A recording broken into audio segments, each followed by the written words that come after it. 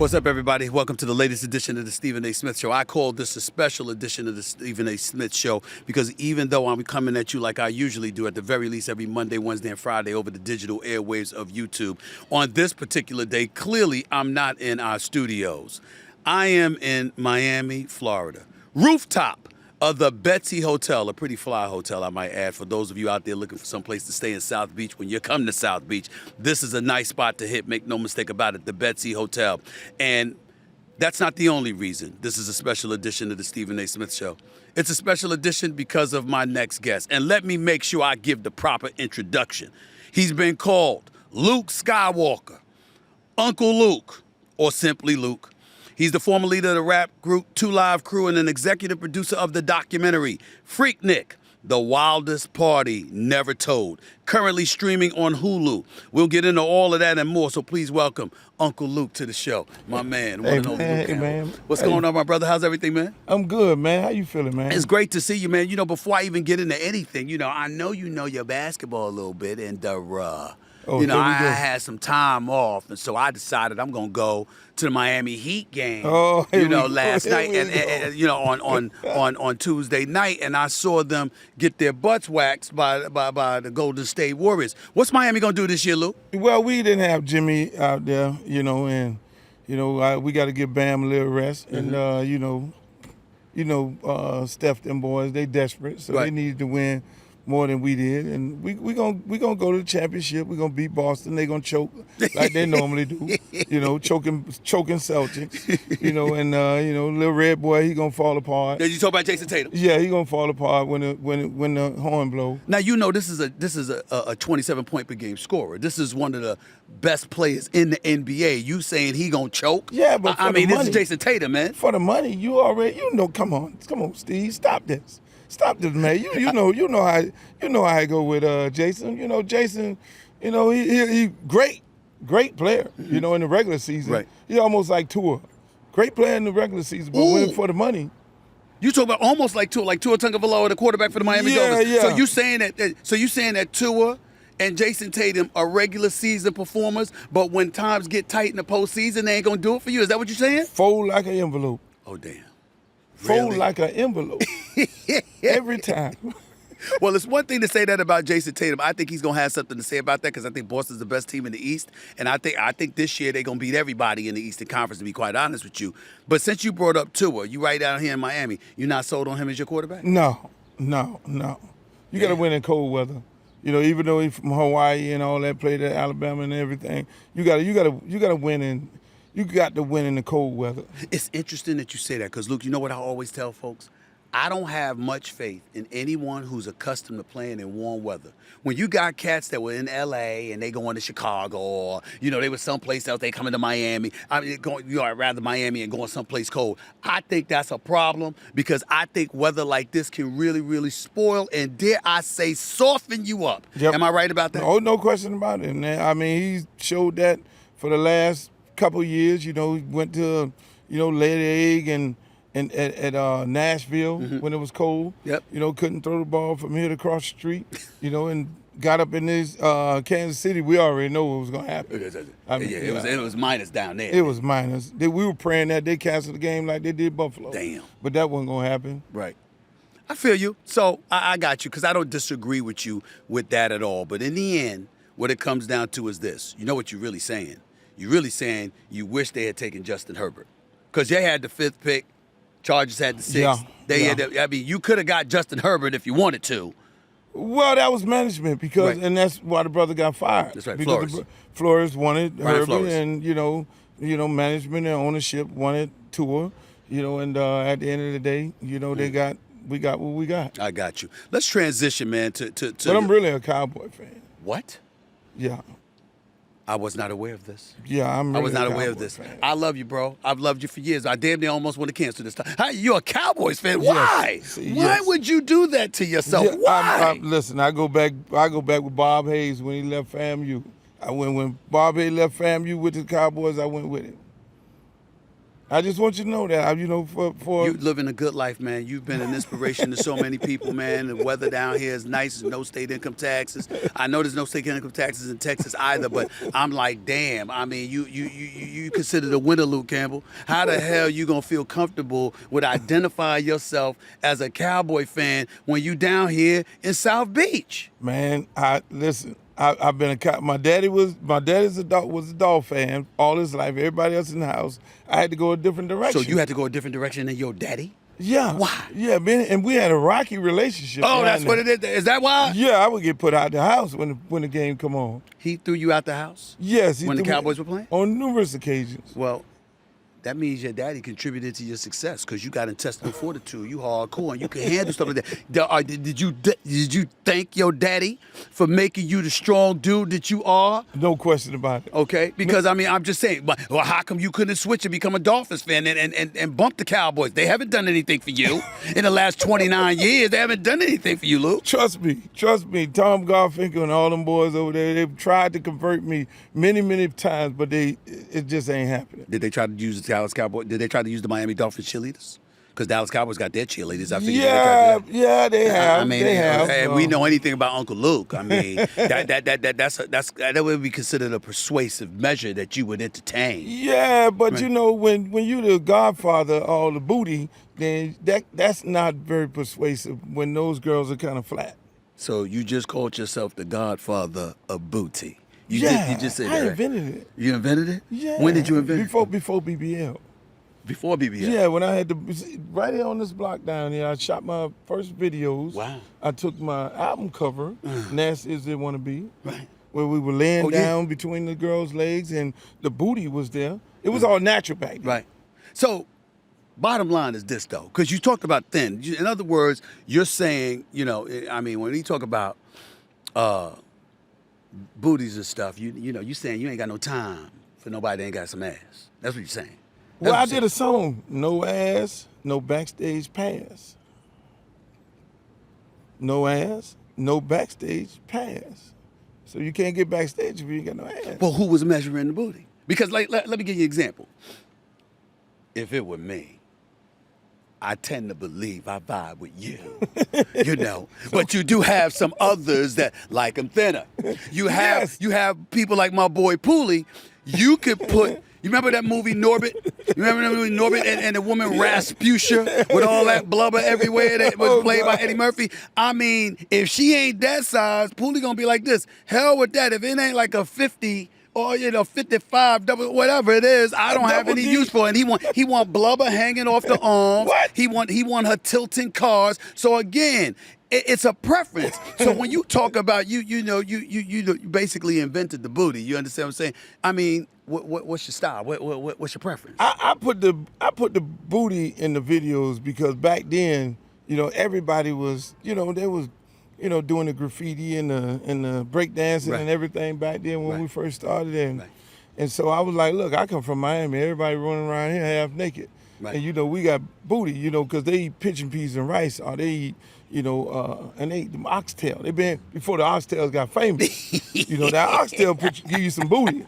Between that and some squats, so we used to that down. But for my preference, I like them shaped like a Coca-Cola bottle. Coca-Cola bottle. Yeah, where it's like I need to be provided a specific example. I need a visual for what you're talking about. I mean, I know what you're saying. I have no doubt what you're talking about. But the audience, when you see women out there, give me a well-known figure that would epitomize what you're saying. I would say apple bottom. Holly Berry. Really? Holly Berry, she got a little bit of curves. I have to on respectfully disagree with you. Really? I have to respectfully. You want Holly to have a little more booty? Yes, I do. Really? I do. I mean, nothing but love and respect for her, but I would need more. You remember when Holly got out that water? Well, my brother, and came out that water and Pierce Brosnan was playing James Bond. Yeah. And he said, "Magnificent view." That's exactly what he said. Exactly. Damn right. But that was a frontal. So it's the hip stand and all that stuff. But there wasn't no back angle, no side angle. On that. Well, I'm just assuming Holly had all those things going on. How about J-Lo? Ooh, J-Lo. Yeah. J-Lo got some curves now. Uh-huh. Yeah, she cooking with grease. Hot That's grease. Right. I mean, hot grease. Yeah. Megan Thee Stallion. She calls herself the Stallion for a reason. Did you see her when she threw out the first pitch? Did you see the catcher? Yeah. Touch it. Oh my God. You know what I'm saying? He was a bit excessive. We all wanted to be her. We want to be him.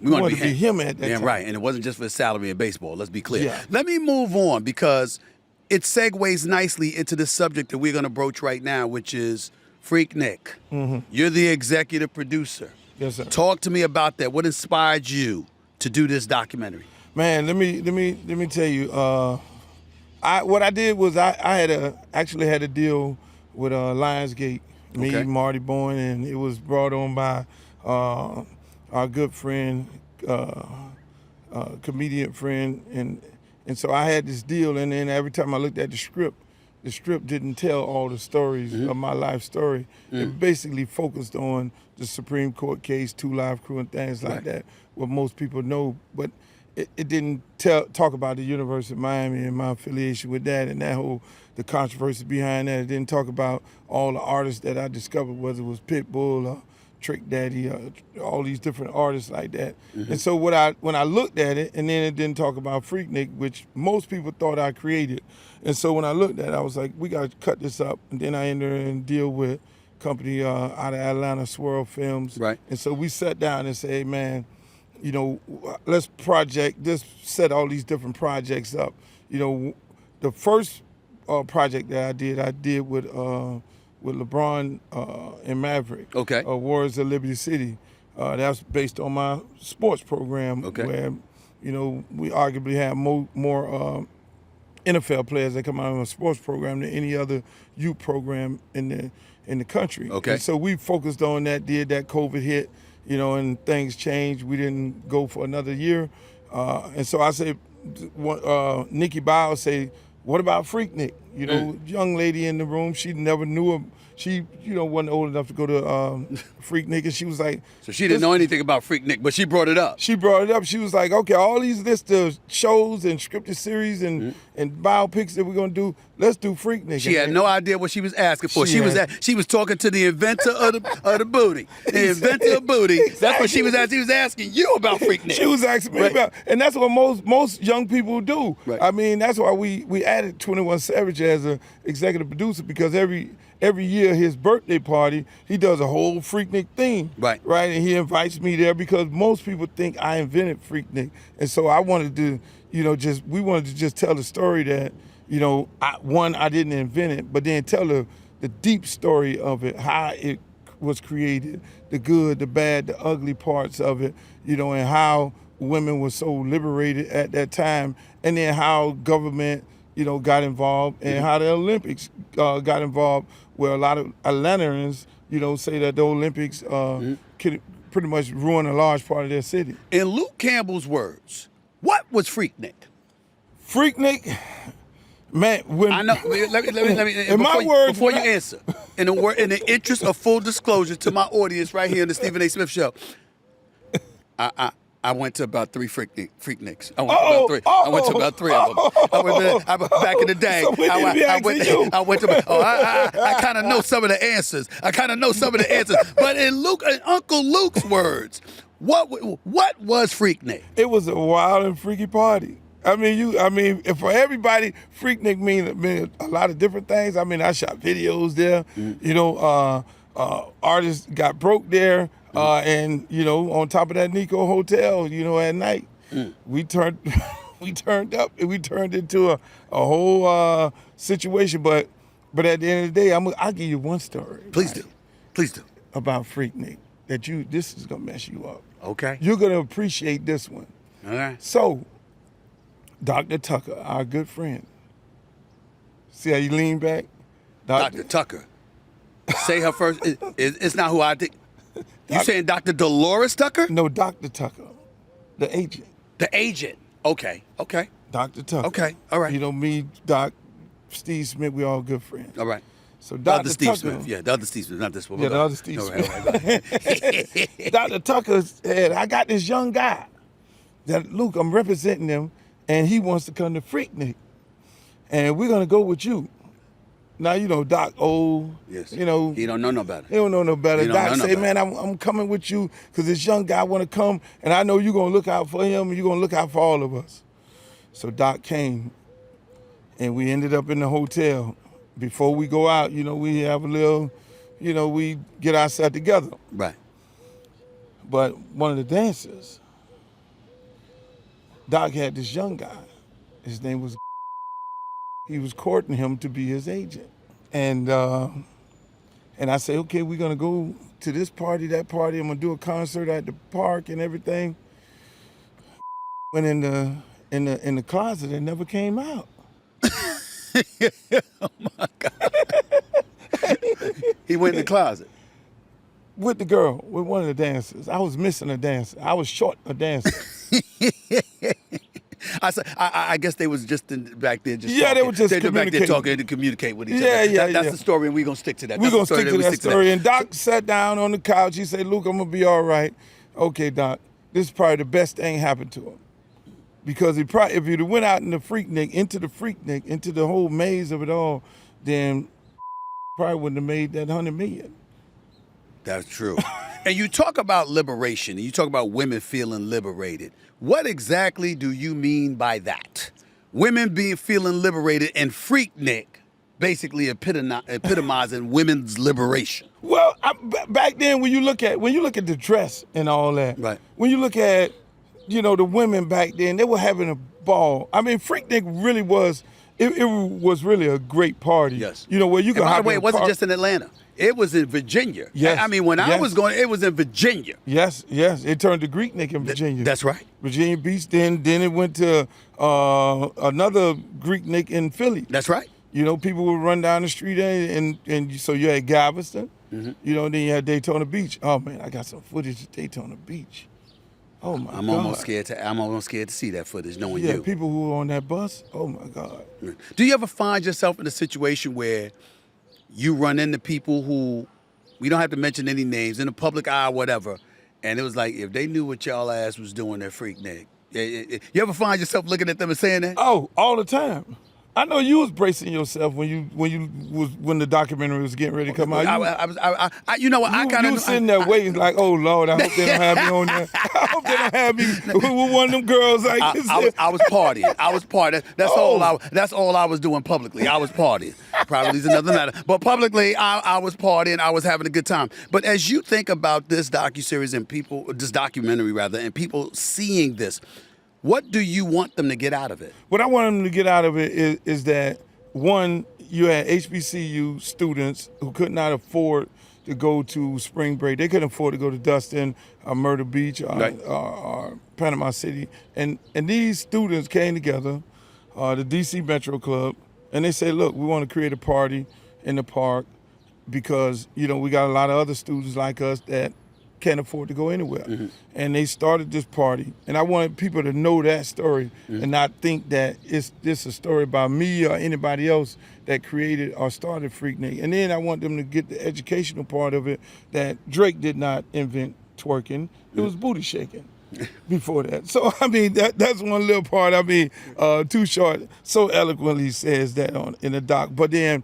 to understand the politics of it all, when you look at, you know, how the Olympics came in, you know, a lot of people think Freaknik got tore down because people were out there doing wild and crazy things. That wasn't necessarily the case. It was similar to South Beach, which you had the issues now with Black Spring Breakers. People don't realize that Black Spring Break with HBCUs happen at the end of spring break, and then white colleges are at the beginning. So Black Spring Break happens, you know, where no white colleges are having their spring break at the same time. Mm-hmm. So these different municipalities, you know, put together their little same game plan that they run across the country to kind of stop what they were doing. So in the case of Atlanta, when we were doing that, and the 1996 Olympics were coming. You talk about that, right? We talked about that in the documentary, because when you get deep into it, I mean, we originally started out like, yeah, we're gonna do Freaknik. It's gonna be this wild, crazy party. We're gonna describe it, and then when we got deep into it, and when you start talking to Atlanteans,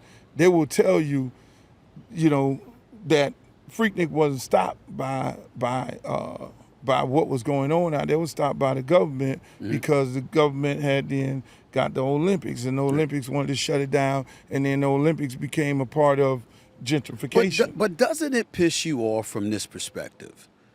You know what the government's going to do. You know what big business is going to conspire to do. You know that when folks are having a good time or what have you, if they have an objective or an agenda that's going to pad their wallets, that's what they're going to lean towards. So seeing that, being as transparent as it could possibly be, why not do everything you can to avoid giving them the ammunition to justify what they want to do? A lot of times I find myself asking those questions. So if Freaknik is a big party everywhere you go, it's Virginia to Philadelphia, Atlanta, et cetera, and all of this stuff is going on and we got a good thing going on, let's not mess it up by putting ourselves in a position where they could use that as justification to weed us out just for their own objectives when we know that's not what it's really about. Folks were acting up at Freaknik. It did get a bit too wild. Yes, What'd you say? Yeah, it did get a little wild. But when you take away the programming and when you create gridlock in the middle of the street, when you block streets off and you leave liquor stores open, and then at the end of the day, there's no program. When you look at Essence Festival, right? Essence Festival. You know, at the end of the night, 80,000 to 100,000 people are going to end up in the Superdome. But at these particular events, there's no programming to then push the massive amount of people to then, disperse them off the streets. So when you want to stop something, you allow the gridlock, you block roads off, you block streets off. People are put in this one big maze, and then eventually they're gonna turn the party in the streets. They then gonna smoke their stuff, and they're gonna drink they liquor, and then they're gonna turn their car into a nightclub, and before you know it, it becomes something different. I mean, I don't know of any college student that really goes to a spring break destination with the intentions of creating violence, or shooting up someplace, or fighting people. College students, at least back in the day, I don't know about now. Yeah, but back in the day, that wasn't the case. Back in the day, that wasn't the case. And like I say, when it started off, when you look at it, it was a great party. People went, even when they were stuck in traffic. You would hop from car to car, you would enjoy yourself. But then when you don't program, then now the boys from the alley come out there, and they then turn it into something that most people are not proud of.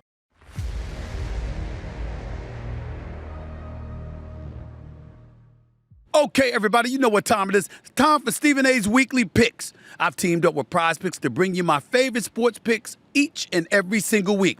Not sure if y'all know this, but Prize Picks is a skill-based, real money daily fantasy sports game where you select 2 or more players and predict if they will have more or less of their in-game stats.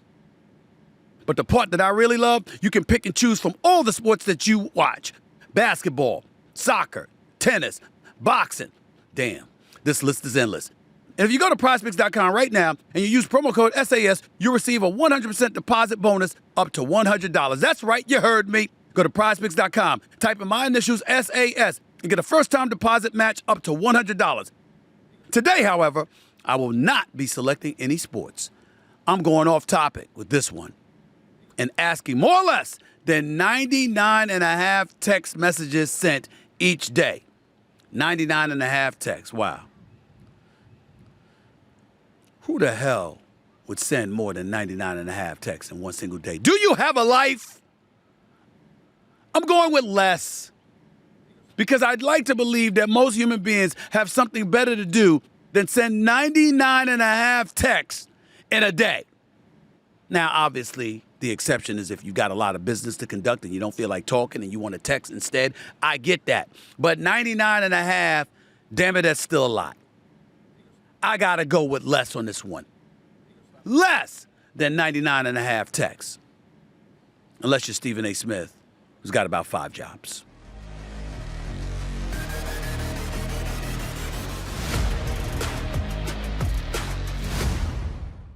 How do you feel about your personal reputation as a leader and a guy synonymous with 2 Live Crew and some of the things that y'all did? Y'all were very profitable, very successful, but obviously y'all warranted some attention that you may not have wanted, from law enforcement, from the courts, from everybody in between. I mean, when you think about your personal reputation, how do you feel you are looked upon, and how do you feel about how you're looked upon? My thing is, I always looked at myself as the Rodney Dangerfield of the music business. My story has never been told. That's why I can. You get no respect, Rodney Dangerfield. Get no respect. Get no respect. And my story has never been really told because I'm not from New York. I started hip hop in the South. And, a lot of people did not like that, at the time and still to this day. So I never got credit for what I really done. I never got credit for putting, creating the parental advisory sticker. That's being responsible, right? Because we don't want kids. Parental advisory sticker. You created that? Yes, I created. Wow, I didn't know that. Yeah, and so people have a tendency of looking and they only see Luke, the 2 Live Crew, or what they saw on the Phil Donahue show, the bad guy, but they never looked at it from the executive standpoint where, okay, all right, we started hip hop in the South. We took all these different measures. We took all these beatings and went to court, fighting for free speech and went in there and then getting the record deemed obscene and then going to court and then getting that overturned. And if I don't get that overturned, then that sets precedent where they could then take any record off the shelf. And most people, they don't never tell that story. They don't want to tell that story because at the end of the day, they'll have to then put me on that level of Jimmy Iovine and Craig Cobbin and all that because of the things that I've done, the roles that I play. So people have a tendency of pushing the 2 Live Crew, who I am, and they define me as a member of the 2 Live Crew and not the executive. Well, hell, you on the Stephen A. Smith Show right now. Tell the world what you deserve credit for. I know you just gave some examples, but when you think about your impact in the movie industry and you talk about a lack of respect, be specific when you're talking about that. What do you believe you deserve credit for? I know you just brought up a few things. Obscene, parental advisor. I get all of that. Parental advisory thing. I get all of that. But when it comes to artists, creating hip hop in the South, who'd you big up? Who'd you elevate? When you talk about other things that you've done in terms of helping the industry, specifically, what were those things? I mean, Pitbull. I discovered Pitbull off the streets.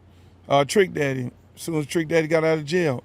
H-Town, a group that was in Houston. Lorenzo White. One day, my good friend who was playing for Houston at the time, those guys, ended up linking up with him. Kid out of New Orleans, Bust Down. I mean, what we did as far with the record company, I mean, in the standards that we set, we basically changed how they did business. Back then everybody was happy to be on a record label. I remember riding on the bus with Fresh Prince and Kumo D and all them guys, and we was in Chicago somewhere, and everybody went around the room and said, "What label you on? What label you on?" And then I say Luke Records, and then I had to sit in the bus and break it down to them, the margin of money, what they're losing. So most people went back to their label and say, "Look, I want to own and operate my own company," but lo and behold, the label, had to adjust to that, and they basically gave them, distribution deal. It wasn't necessarily a distribution deal, but they just gave them label deals where they still own the masters and all the copyright and all that. So, when you speak to Jay, I saw Jay do an interview, Jay-Z, and he said, man, Luke is the Magic Johnson, Michael Jordan of our era because he taught us how to get money.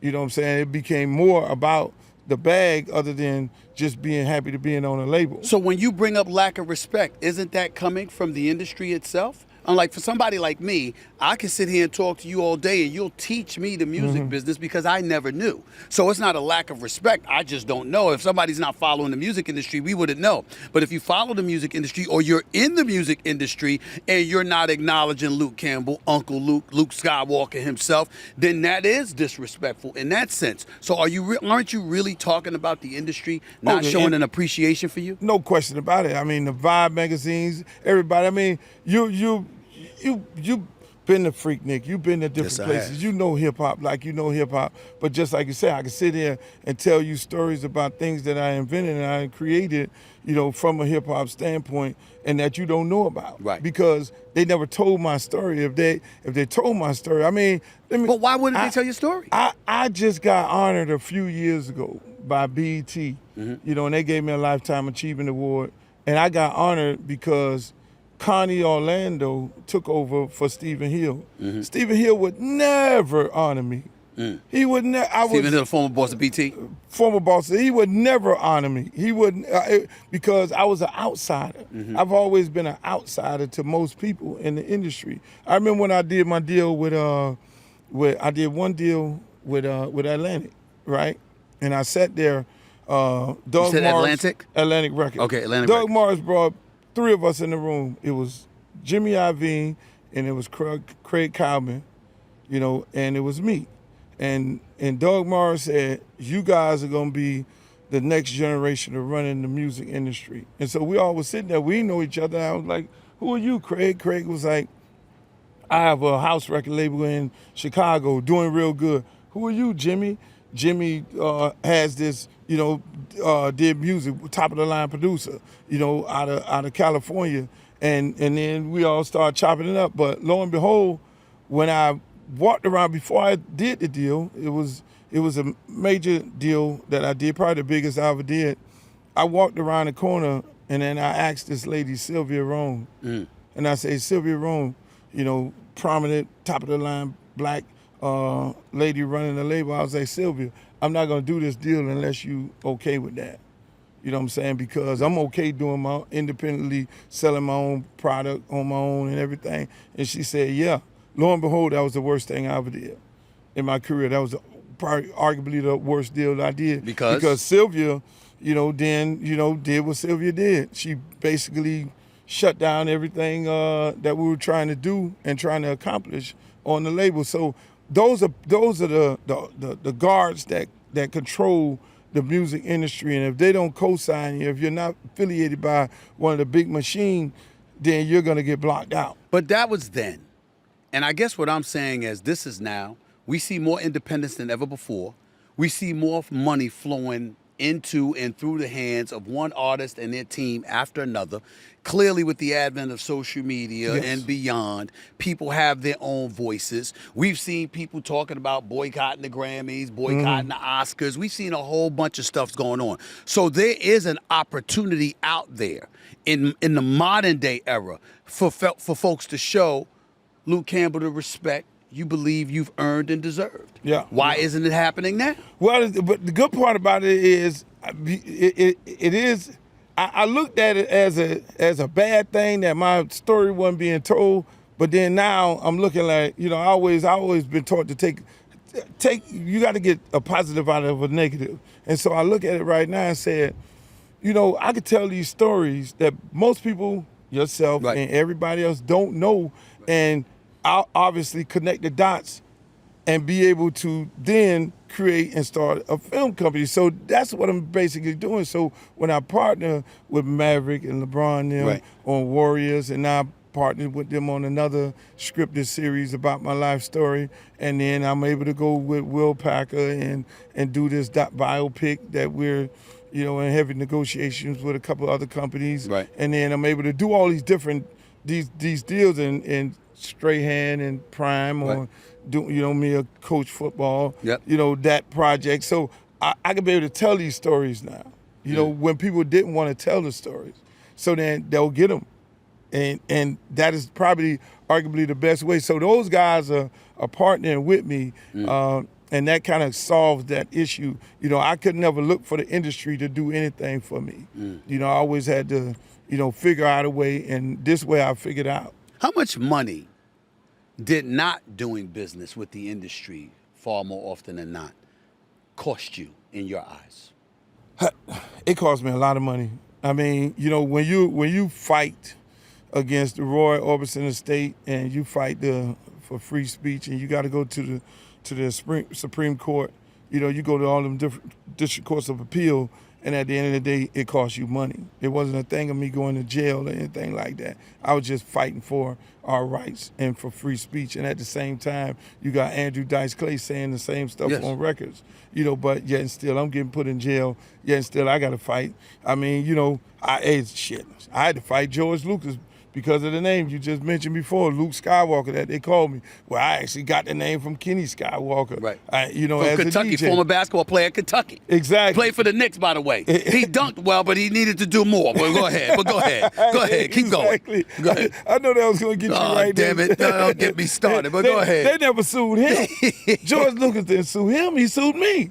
Right. Because, at the end of the day, I'm the controversial figure at the time. So, when I look at all this, man, I say to myself, I'm blessed, but at the same time, we're going to tell these stories and people going to connect the dots and we're going to have fun doing it. I'm reading my research here. I remember the song Me So Horny. You obviously created sexually crude call-outs, response, lyrics, and explicit stage performances which were unique for that period.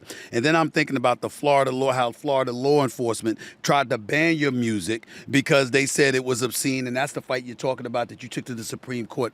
I'm wondering, when you bring these things up and you reflect on all that you've endured, any regrets? No regrets at all. Zero? Zero, none. It was the perfect storm. I was the perfect guy to mess with, right? Because of the teachings of my great uncle Ricky Sturp and my dad. Right. You got a Bahamian and a Jamaican, and them that is straight politics. So when they came after me, it was like, oh, you coming at the right person, because they, I couldn't look at cartoons on the weekend like every other kid. I just sit there and read books. I just sit there and listen to H. Rap Brown, right. Know the stories of him, Malcolm X, all these different people, Martin Luther King. So I just sit there and understand my history. Right. And my uncle always told me, Uncle Rick, he say, yeah, y'all gonna be free.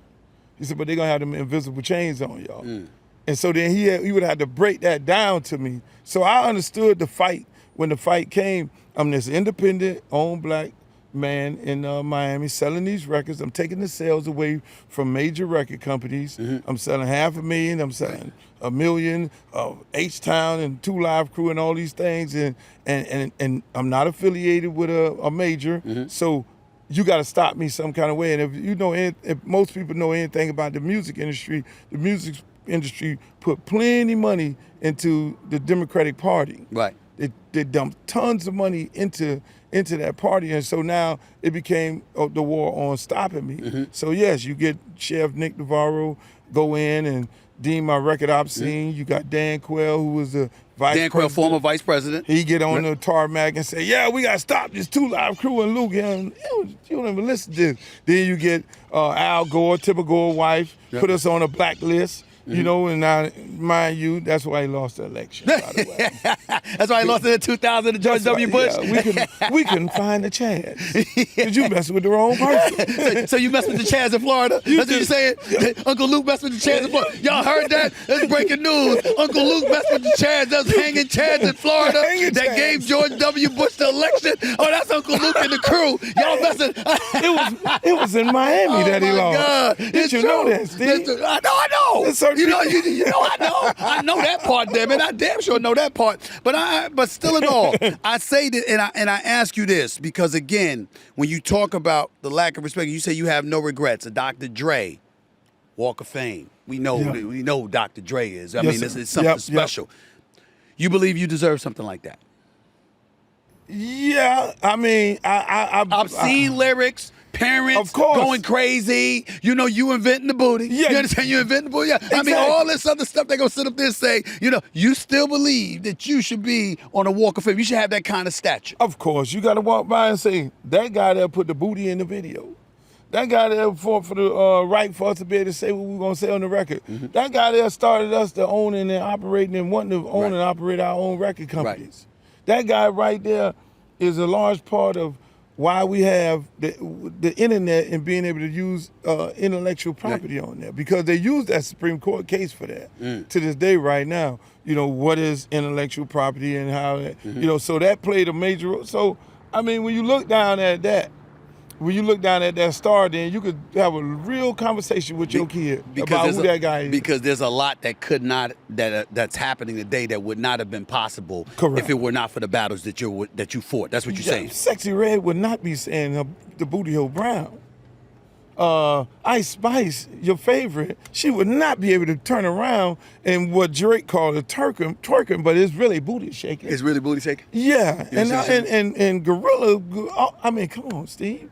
They wouldn't be able to do the things that they're doing. I mean, you see the videos. I do. I see them quite often. I mean, think about it. Social media wouldn't be social media today because the people walked around with the camcorders. You know, you had a camcorder and Freaknik, and when you took the camcorder back home to your homeboys back at college, and you sat around the room, they gave you likes.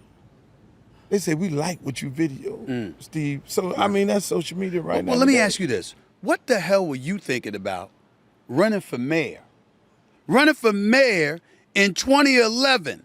I know your agenda included legalizing marijuana. By the way, it still ain't legal in this state. It still ain't. You know, they ain't pull that off. They ain't pull that off yet. Okay, I don't understand it, by the way, because it's legal in about 26, 27 states. I don't understand how the hell it hasn't been legalized in Florida. I mean, I'm shocked that is the case, considering that you here, so you can mess with the hanging chads. You can manipulate the vote in the 2000 election and make sure that Al Gore loses to George W. Bush, but you can't get marijuana legalized. But I mean, how'd that happen? I started thinking about it. Look at please. I need an explanation for that. I'm kind of happy that I didn't win. And you know, by the way, I had a stripper tax too. A stripper tax? Yeah, when I was running, that was part of my platform. Hold on, I need to hear this. What was the stripper tax? The stripper tax was designed to, you know, I looked at Atlanta. You know, you got to get a license to strip in Atlanta. Oh yeah. You know, I've heard about that. The amount of revenue that the city could have generated by all the women. Now you got to get a license. And I said, take all that money and put it to youth programs. Right. You know what I'm saying? Because they always claim they don't have enough money in the budget for this and that. But just take that money and put it in youth programs to be able to help underserved communities. Great case, but what about somebody who would ask you, do you have daughters?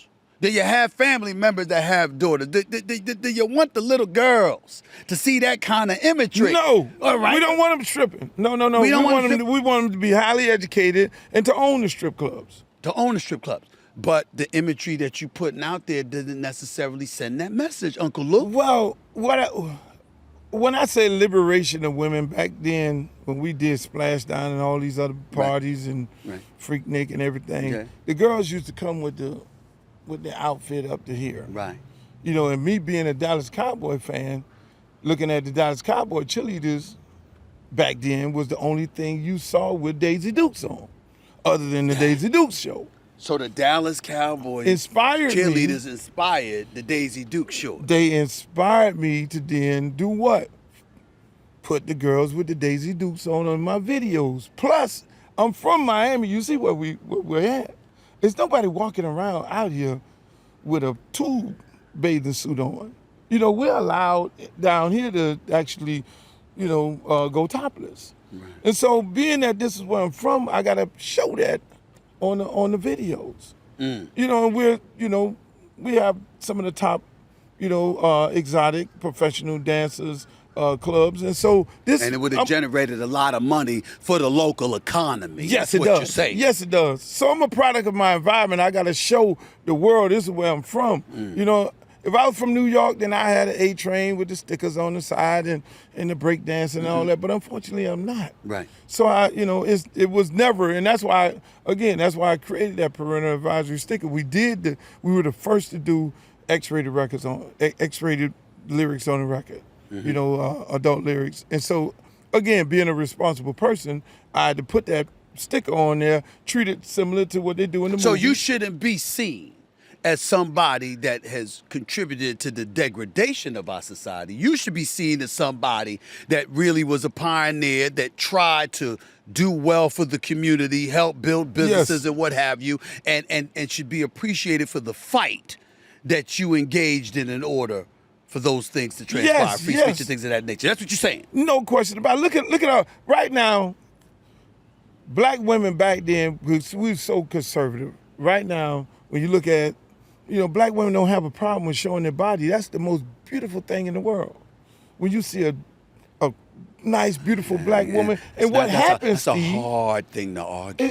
And we have all flavors. We have all flavors. We have light, bright, damn near white, chocolate, vanilla. We have all flavors. So that was all covered up before me. And so then when I inspired others to then, my God, what happened?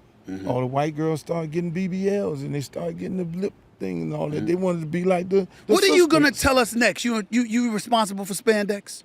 You gonna tell us that next? Because I wish. you know some people, some men. It's not me. I'm not talking about myself. I'm not talking about myself. But you do know that some men have said spandex is the greatest invention ever made. Of course. They say that. They say that. You understand what I'm saying? Well, yeah, I'm just asking. I mean, the toothpick bikinis is what that really got me, the toothpick bikinis. Oh, Lord.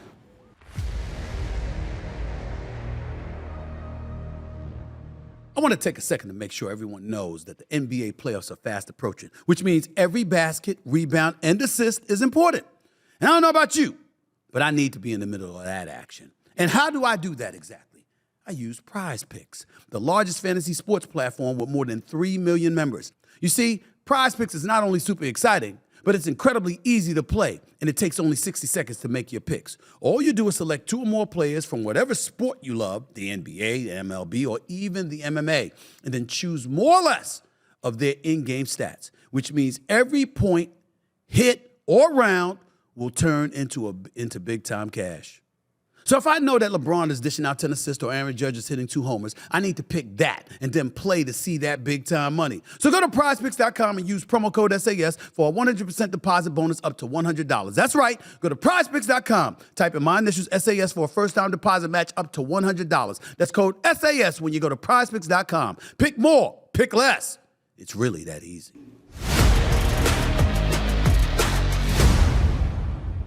Interesting question. I don't know if this was ever asked to you. We saw East Coast, West Coast. When we talk about the hip-hop generation, Biggie, Tupac, all of that, we've seen the violence that occurred in the years past and stuff like that. Never heard much about that with you. I don't know whether that's true or not. First of all, I want to say, is that true? I wasn't following the rap game in the South, even though I knew about the Two Live Crew.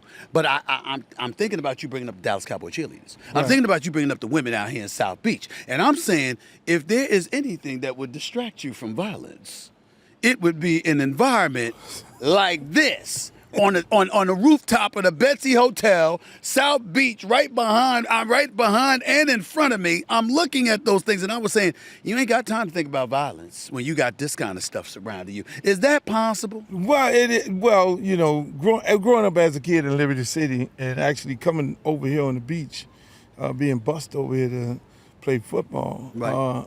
I was a little tough guy at Right. one point in my life, and I never wanted to sing or rap about that. I let other people on my label do that. And by the way, that Liberty Football League was founded in 1990. Yes, sir. Go ahead. Yes, sir. But at the same time, I did get into a little West Coast, East Coast beef. Right. Because, again, Suge and Death Row, they were, roughing up a lot of different people. And then it came about where we ended up trading disc records. It was, Snoop and Dre did a disc record of us. And then we then set another disc record. We then did our disc record. But then, again, I grew up kind of tough around here. Right. I had a whole bunch of successful brothers. I was the black sheep of the family. I was the bad guy. Something that I'm not proud of during those times. But then when that beef came to us, it ended up in Jack the Rapper. So, which was in Atlanta. They did a little story about it they did a episode on BMF last week. Right. About that whole little incident. And we ended up having a confrontation there, a little touch-up event where some people got touched up. All right. Because we won no punks. Right. And so when that beef came to us, then we had to address it. I tried to squash it because I'm a peaceful guy. Right. But the organizers of the event said there was no need, and I was like, yes, there is a need, and because if they come, we come, then it's going to be a problem. Right. And it became a problem at the hotel, and it was a melee, and they kind of showed that in the BMF movie. BMF show. Yep. Show. which another crazy part of that story there, that was when Cortez Kennedy was holding out. Okay. And Cortez was in the hotel with us before we went to the actual convention. Right.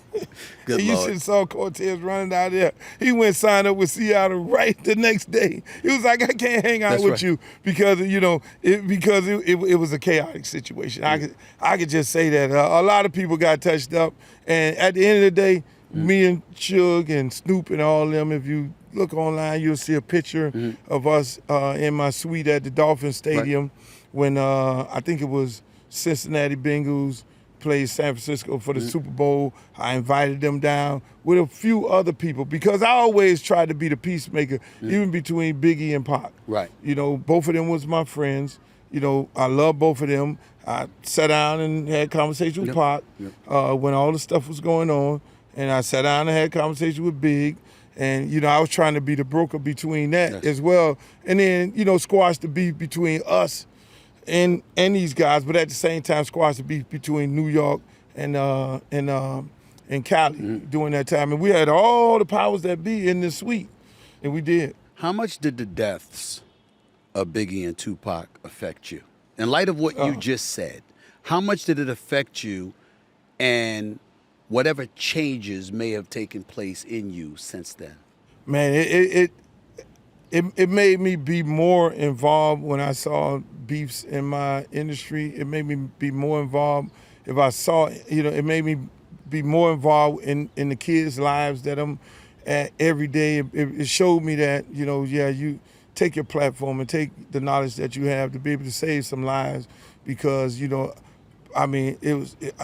know how many conversations I had with both of them guys.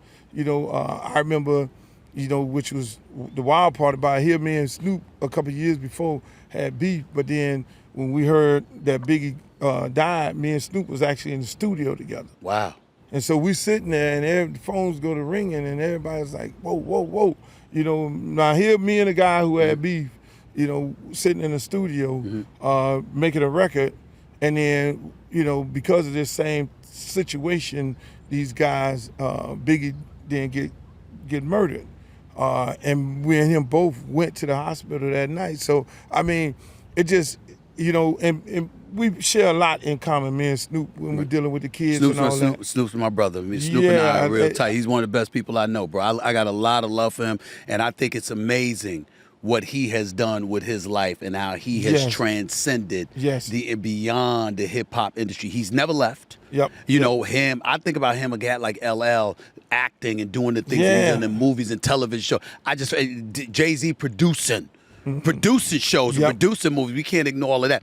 I marvel at that. But I asked you that question because I want to transition to something else as well. The news about Diddy. Oh. Recently, Homeland Security is raiding his homes in L.A. and Miami. They're raiding P. Diddy's property. I never thought I'd see that. In broad daylight. In broad daylight. Yeah, because normally when the federales come, they come at 4 o'clock in the morning when you sleep. So, because they came in broad daylight, what do you make of it? I think it was a big grandstand situation. Because it was daylight. It was daylight. It was sending a message. It was sending a message that this is what we're going to do, how we're going to do it.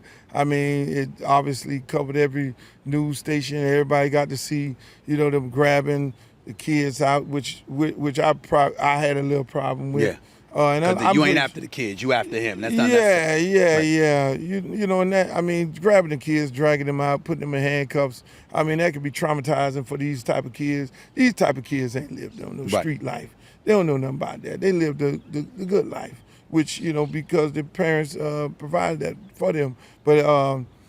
But I think, a lot of guys like the Diddys and the Kanye Wests of the world, when you go cut them deals, when you go in the back room and you cut them deals with the major corporations, you need to know where you stand at. You need to know that, that these people really own you, at the end of the day. You need to know how to play the game, and I don't think he played the game in the right way, because at the end, if you're gonna sue Diageo, you better have your stuff together.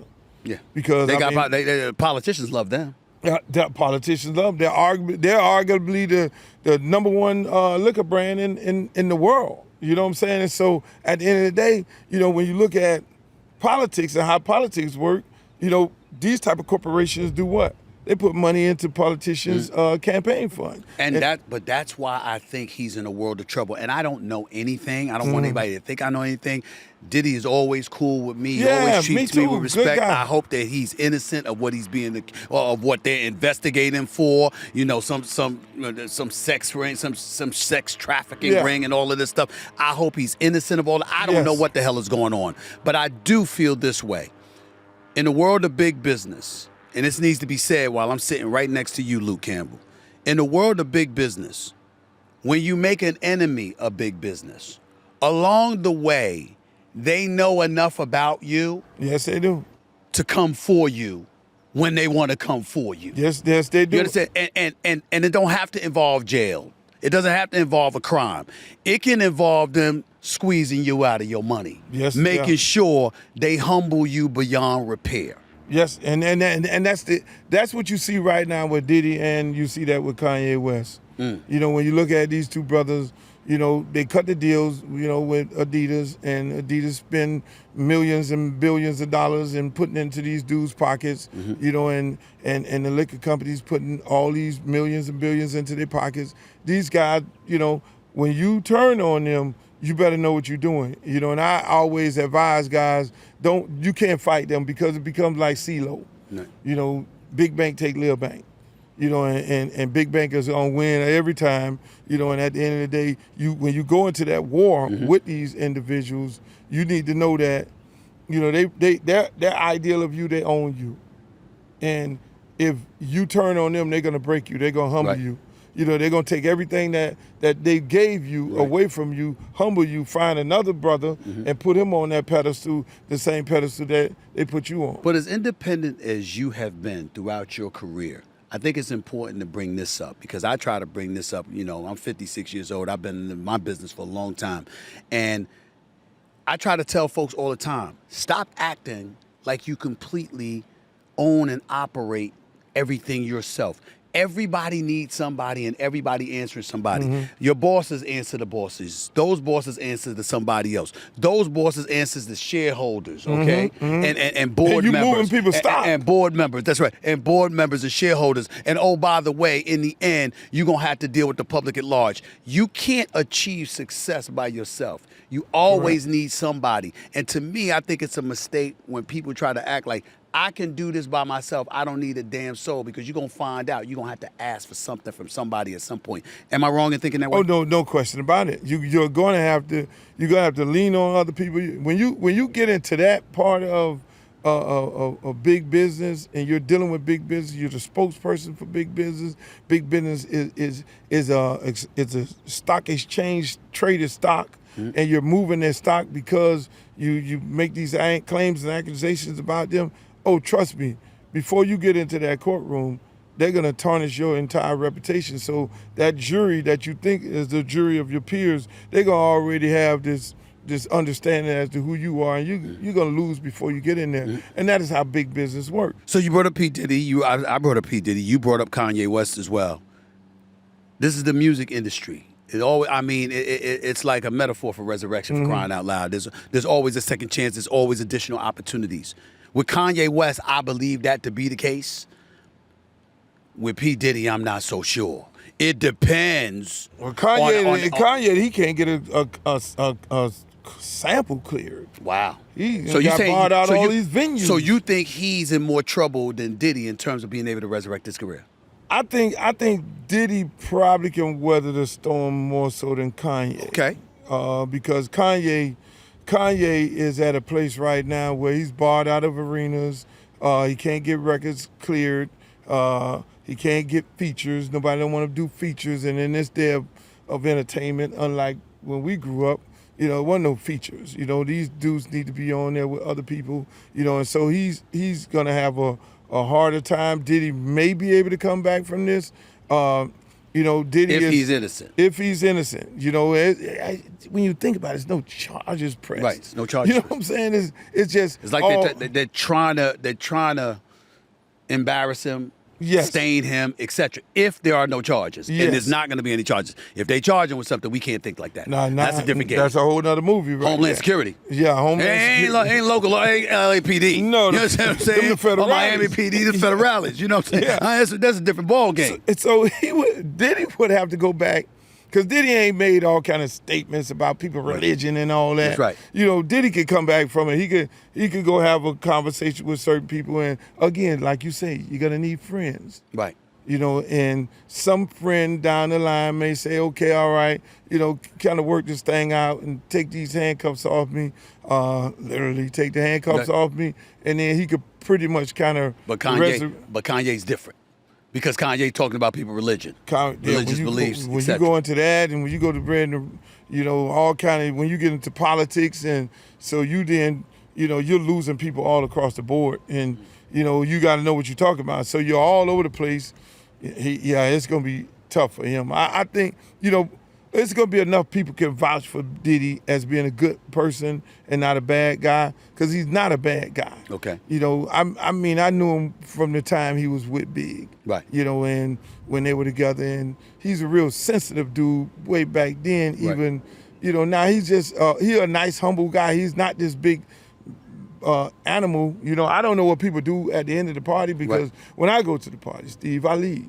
Right. You know, when that party get too good, it's time for me to go. You leave good parties. Yeah, I leave good parties. And you leave good parties, and you leave somebody else to have a good time. Yeah, and I hear about it the next day. Right. But And you then- ain't participate. No, negative. I'm not gonna. No. You ain't participate in the parties in The South after parties, Beach. The no. after parties in South Beach. No. Where every flavor you could imagine. Well, I strolling created my around. own parties. Right. Yes, I did. It's still an after party. Yeah, It's still yours. I have my own parties. You want me to tell you another party story? Go ahead, man. It was me, Steve Smith, and The other Steve Smith, not this one. Stephen A. Smith is me. You talk about the other Steve Smith, right? So you keep cleaning that up. I just gotta make sure. I gotta make sure you. I gotta make sure you talk about me. You know what I'm saying? You know what I'm saying? I gotta make sure of that, man. Hold on. Okay. I'm trying to catch you. See, hey, Go this ahead, guy man. sharp right here. I know you sharp. You sharp. Come on now. Hey, like you sharp as Skeeter Peter. You sharp. So we were on the boat. We were on my yacht, right? Right.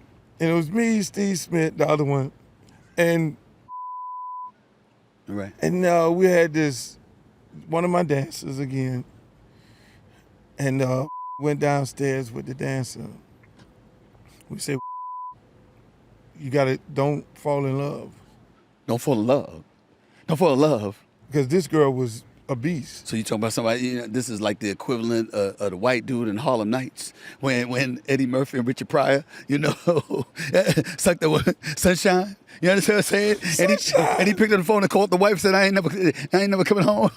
You talk about the brother was in that kind of danger. Is it in that kind of danger? He was in that type of danger. She was that bad. And oh Lord, I could tell you most stories about her, because she was that girl, and it could go high, it could go way up. The flagpole that out, but there were some people that I saved from her. Wow. And then there were some people that didn't listen. And he went down to the bottom of the boat, and it was all kind of noise coming back, and he came back with a big smile on his face. And he was in love, and He was in love. a year later he got cut from the Heat and went to the Sixers. We sent all our guys to the Sixers. And she went with him. And I can't tell no more party stories. Don't tell no more party stories. Before I let you get on out of here, Drake, Lamar, Kendrick Lamar, Right. J. Cole, butting heads with one another. Kendrick Lamar got an album coming out. Obviously, I think all of them are going to profit off of it in some way, as they should. I ain't hating on that at all. But just using that as an opportunity to talk about the quote-unquote beefs that take place in today's generation in the hip-hop industry. Any issues with that at all? Well, I mean, those are nice guys, you know, and so like me, I'll get into those conversations, but when you look at them those two dudes ain't gonna harm a fly, you know. The last time Kendrick Lamar, Drake, and Kendrick Lamar, Drake, J. Cole, and I think Future. Yeah, they're relatively nice guys. Like when the last thing that I did say something about was when I saw Shannon and Mike Epps. Shannon Sharp and Mike Epps. When they went at it on social media, then I said something, and because I what I said and when I go to these guys, because when you're dealing with the kids on the streets, right, every day, and when you're dealing with different municipalities, our city, Miami, and the police chiefs and all them, and we sitting there trying to stop crime and stop crime violence, which we brought it down almost 70% here in murders and all that. Wow. With these young people. You know, these young people, they doing a lot of killing through the internet. I have a beef with you, and I say it on TikTok, I said it on Facebook, and before you know it, you know, I go to your neighborhood, shoot up the neighborhood, don't necessarily shoot the person that you supposed to be shooting. You shoot some innocent little girl walking around the yard, or grandma sitting on the porch, or something like that. So these things start off on the internet. And so when I saw the Mike Epps and Shannon, Sharp, yeah. It just triggered me. Like, okay, are we this is what we doing. We're trying to stop these kids from doing that. Right. You know what I'm saying? And I know both of them personally. Both of them are good guys, and both of them would never think about involving themselves in that. But you're saying over the internet, because y'all were beefing over the internet, it gave that kind of impression. And exactly. And kids looking at that, thinking that that's okay. You know, that we can have these beefs and all that. And so, and that's why I was cheering like all outdoors when the guys came together and was like, man, That's right. hey, man, they dapped it up. We love each other and all that, because that sends a message to the average kid out there that you don't do that. You know, you don't, we beef, but then we could beef and we could come together and we could have a conversation. Ain't enough of that happening. And so when you see the J. Cole and the Future and all. Kendrick Lamar, Drake and all that, you know, I don't think that'll get to that level, because all of them are really nice guys. Right. I mean, Future, Future can. But you're talking about lyrics. You're talking about beefing over the internet. I'm talking with them. That was just lyrics in their music. Correct. So, do you have concern about that? The way that you have concerns about folks beefing over the internet? Yes, I do. I mean, when the lyrics get to the point where I'm gonna go and I'm going to your house and I'm gonna do something to you and all that and everything, when it gets that deep, then that's when it becomes a problem, because again, your fans are young people. Right. You know, and young people are looking at this, and if you conduct yourself a certain type of way, young people feel like it's okay for them to conduct themselves a certain type of way. Right. And so when it gets to that, if it's just art, if it becomes like, you know, Megan Thee Stallion and whether Nicki Minaj or Cardi B or somebody. Cardi B, you know, that's like cat fights. That's okay. You know, that's always been in hip hop.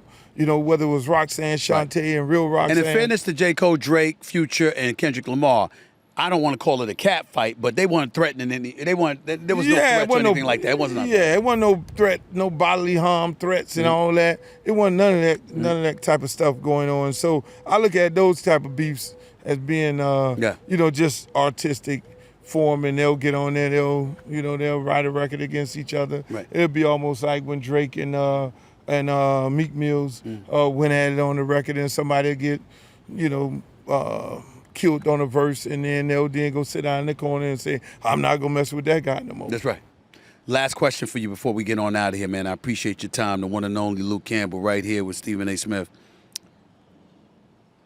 Music, you'll never leave that in all likelihood, knowing you.